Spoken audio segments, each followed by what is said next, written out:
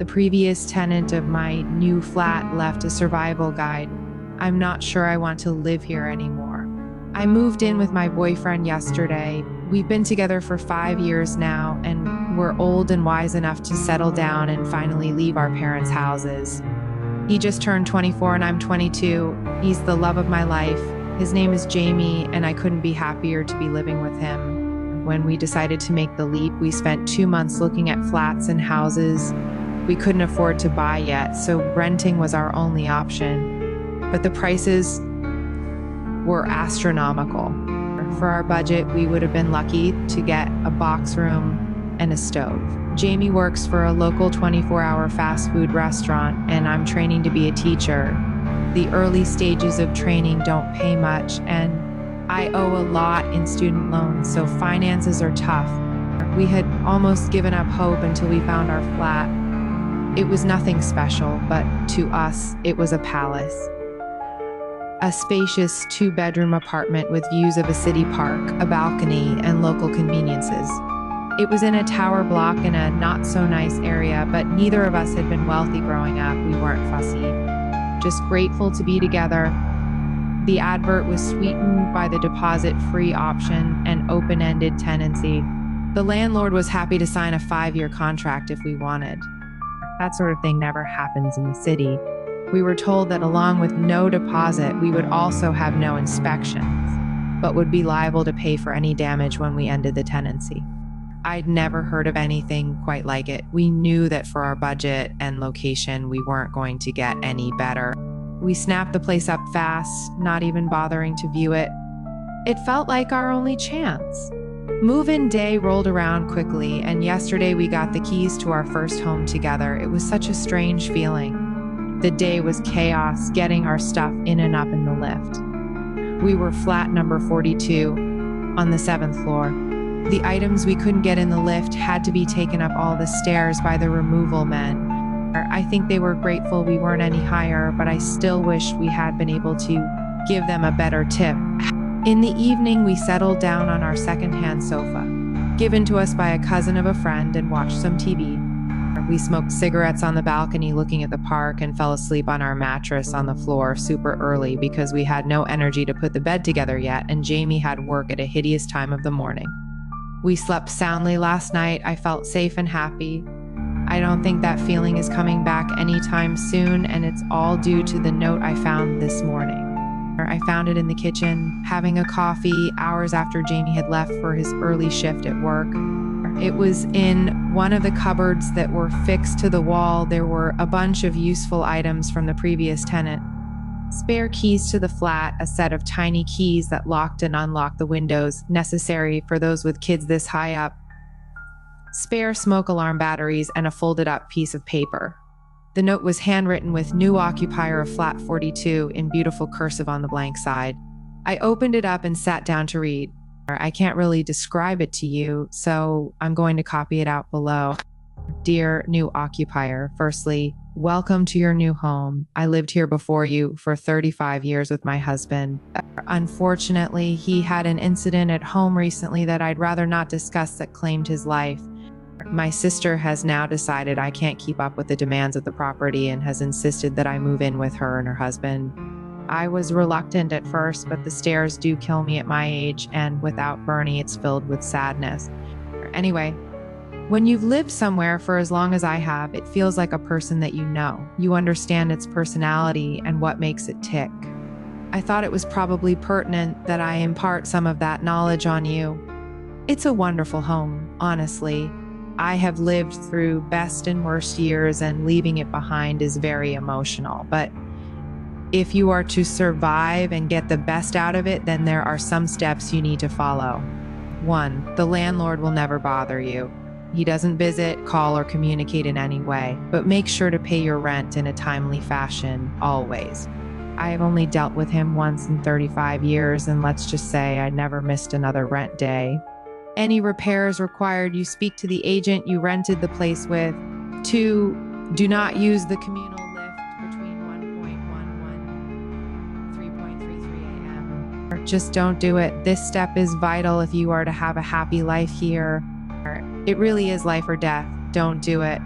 This has cost me and many others in the building greatly, and I would rather not elaborate on why you shouldn't do this. Just please don't do it. I cannot stress this enough. 3. When you hear the strange animal noises coming from F-flat 48, don't question it. Mr. Prenda lives there, and he's a lovely chap. Don't be afraid to say hello to him in the corridor or on the stairs. He's old school, so he never risks the lift. But whatever you do, don't check on him when you hear the noises.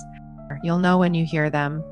4. If you ever come across a window cleaner on the balcony, ignore him. He may seem like the nicest fellow you've ever had trying to sell you something at the door, but it really is best that you don't engage. He will go away if you ignore him, but he tries pretty hard the first few times, so you'll need some resilience. Whatever you do, don't offer him anything. No money, no hot drink. 5. Don't leave food scraps out, bin or refrigerate them immediately. If you have small animals, it is imperative that you watch them eat and take away any leftover food immediately after they are done. This and Rule 2 go hand in hand. The things forage all day and seem to really love animal feed. You don't want them in your flat.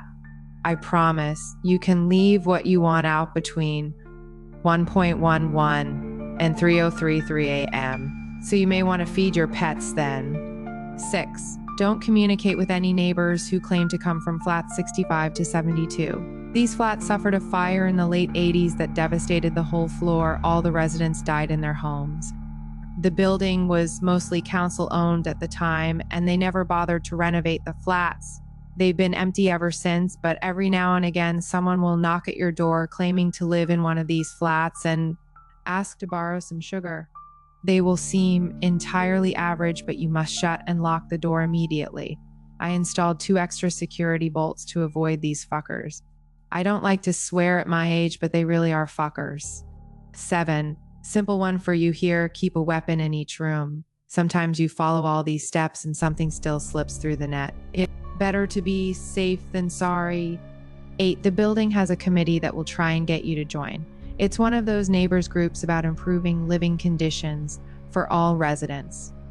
It's a nice group, and the lady who runs it, Terry from flat 26, is a fantastic neighbor. By all means, get involved, but I wouldn't recommend babysitting Terry's 2 children. She'll ask you because the poor woman needs a break, but if you accept, don't say I didn't warn you. 9. Stray hairless cats sometimes roam in the hallway. I know they're supposedly a special, expensive breed, but they don't belong to anyone. They're mostly harmless, but don't pick them up. Not unless you see one of those neighbors that claims to live in 65 to 72. Then grab the cat and lock it inside with you. It'll burn your skin a little, but the cats are friendly and I wouldn't want to see them hurt. 10. There is no way to fix the damp patch on the ceiling in the bedroom. Sometimes it will turn a deep crimson and look quite concerning, but please try not to be alarmed. It doesn't drip, it doesn't get any bigger, and it's been there longer than I have. The landlord won't budge on it, according to the agents. I flagged it many times, even called the police the first night it changed color, but it was a waste of time, and it will be for you too. It's best to ignore it. 11. You can trust the postman. His name is Ian Flanders, and he's been the postman since before I moved in. He has his own key to the main door and delivers post to the door every morning at 8:54. I can't include everything here or it would become a novel, but if you have any questions, Ian will help you. 12. Finally, the first few weeks are the worst. You'll feel like you've made a mistake. I'm sure reading this you already do. But if you can get through the first few weeks, it really is a lovely block to live in. Every property has its quirks, and this one is a little extra special. But you can be truly happy here if you just take my advice. I wish you all the best, I really do. Yours truly, Mrs. Prudence Hemmings. I don't really know what to think after reading the note. Hopefully it was some sort of joke, but the agent had said the previous tenant was an elderly lady, and I can't see anyone named. Prudence Hemmings attempting to play practical jokes on someone they'd never met. There were also parts of the note I couldn't disprove. There was indeed a large damp patch above the bed that me and Jamie had already discussed reporting. No crimson, but it definitely existed. I had also commented on a beautiful Sphinx cat roaming the halls as we were moving in. I started to get seriously freaked out. Our dream, our beautiful little home, had just become a source of fear and confusion. I checked the time and it was 9:14. Damn it. Out of time to catch postman Ian. When I opened the door to check, sure enough, 2 letters addressed to a Mrs. Hemmings sat on the doorstep. At about 11:15, my worst fears were truly confirmed when a friendly, middle-aged looking man carrying window cleaning equipment knocked on my balcony door. I ignored him. I didn't want to take the risk until I'd spoken to Jamie and showed him the note. I'd texted him already to rush home. I felt bad as the man rapped his knuckles against the door for over 10 minutes, but honestly, the longer it went on, the more I was terrified. My windows were sparkling, and due to our lack of curtains, I couldn't even hide from his gaze. I felt so exposed. He stayed for a total of 30 minutes exactly, and never once did he stop looking at me or knocking. He shouted the occasional ultra-friendly line or humble request for a beverage in the heat through the door, but I did my best to avoid eye contact.